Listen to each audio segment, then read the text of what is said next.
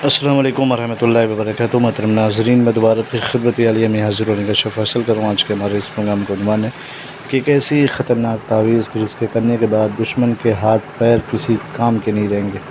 लेकिन इससे पहले कि इस अमल के बारे में आपकी खिदमत आलिया में कुछ अर्ज़ की गुज़ारिश करता हूँ कि मोहतरम नाज़रीन याद रखें, हमारे जितने भी अमल होते हैं वो सिर्फ़ और सिर्फ जायज़ मकसद के लिए होते हैं, नाजायज़ कामों के लिए, गलत कामों के लिए, हराम कामों के लिए हमारी तरफ से किसी को भी किसी तरीके की कोई इजाज़त नहीं है। याद रखें, हमारा सेंटर रूहानी सेंटर टोना, जादू, सिपली, ब्लैक मैजिक, शैतानी और गंदी हरकतों के ज़रिए से कोई भी अमल अंजाम नहीं देते। मोहतरम नाज़रीन, जो लोग अपना कीमती वक्त निकाल कर हमारे चैनल की वीडियोस को देखकर कमेंट, लाइक, शेयर के ज़रिए से हमारी हौसला किया करते हैं, हमारा हौसला अफजाई किया करते हैं, हम उनका तहे दिल से शुक्रिया अदा करते हैं और दिल से दुआ देते हैं कि अल्लाह उनको अपने हिफ्ज़ व अमान में रखे और उनको तमाम तर मुसीबतों से महफूज रखे।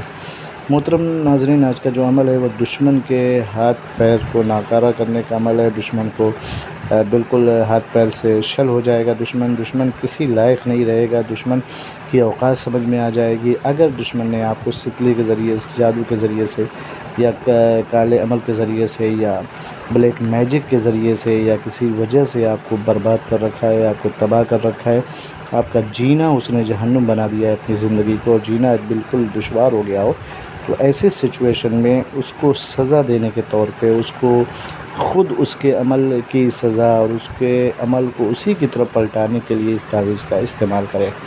देखिए, करना क्या है, सबसे पहले तो पाक साफ़ हो जाए। मैं हर वीडियोज़ में बताता हूँ कि हिसार बहुत ज़रूरी है।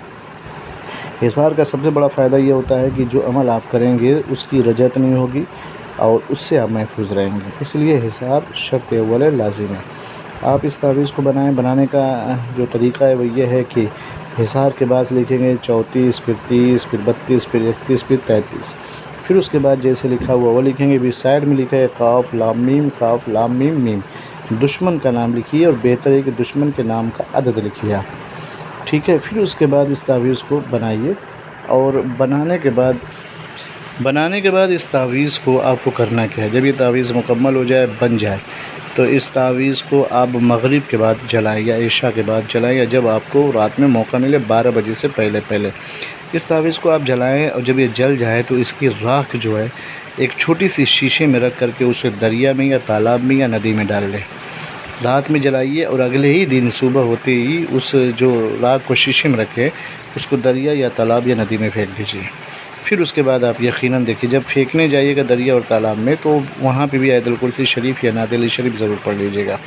फिर उसके बाद इसका इस्तेमाल कीजिए। याद रखिए, नापाकी की हालत में और यूँ ही किसी को परेशान करने की नीयत से इसका इस्तेमाल बिल्कुल भी मत कीजिएगा, वरना 100% रजत होगी और उसका नुकसान आपको उठाना पड़ जाएगा, ठीक है। और जब पाकीज़ा रहें, पाकीज़गी की हालत में इस तावीज़ का इस्तेमाल कीजिएगा, चाहे वो औरत हो या मर्द हो, कोई भी करे, पाकीज़गी का लिहाज ज़रूर रखिएगा और इसका इस्तेमाल करें जैसे मैंने बताया है। और अगर कोई दिक्कत आ रही हो, नहीं समझ में आ रहा तो कॉन्टेक्ट नंबर भी है, आप राब्ता कायम कर लीजिएगा। इंशाल्लाह मैं आपकी मदद ज़रूर करूँगा। इस वीडियो को ज़्यादा से ज़्यादा शेयर करें अगर अच्छी लगी है तो, और सब्सक्राइब करें, बेल आइकन ज़रूर दबाएँ ताकि हमारी हर आने वाली वीडियो आपकी खिदमत आलिया में पहुँचती रहे। उम्मीद करता हूँ आप लोग खैरियत से होंगे। फिर मिलते हैं दूसरी नशिस्त में, तब तक के लिए खुदा हाफिज़, अल्लाह हाफिज़, अस्सलाम वालेकुम वरहमतुल्लाहि वबरकातुहू।